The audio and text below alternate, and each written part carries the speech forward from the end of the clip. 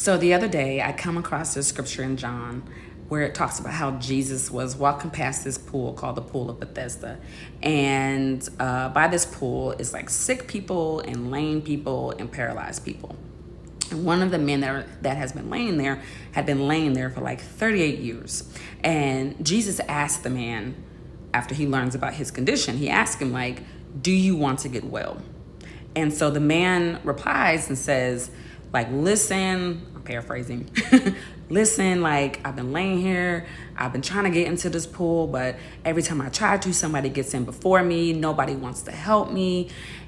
Basically telling Jesus all the reasons why he's been in the situation he's been in for the past, or been in the condition that he's been in for the past 38 years. So then Jesus tells him, pick up your mat and walk.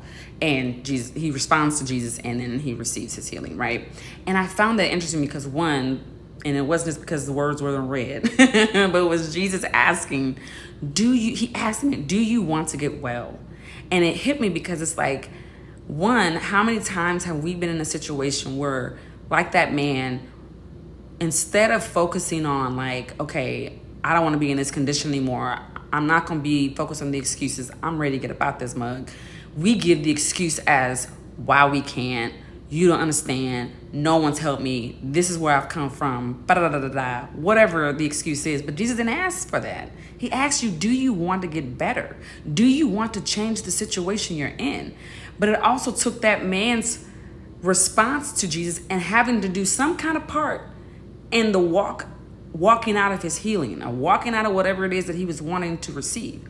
And so I'm asking you, just like many times in my life, where sometimes we can get caught up in the excuse of why we can't, let's not be more committed to why we can't and I'm afraid or whatever. Let's be committed to partnering with Jesus and knowing that we can do all things through Christ who strengthens us, and change the situation we're in, to step out in faith, do whatever it takes to move forward. So I hope this encouraged you as much as it encouraged me, and I want you to have an amazing day. And just remember, let's not get caught up in the excuse. Let's get caught up in the action of moving forward. All right? Have a great day. See you later.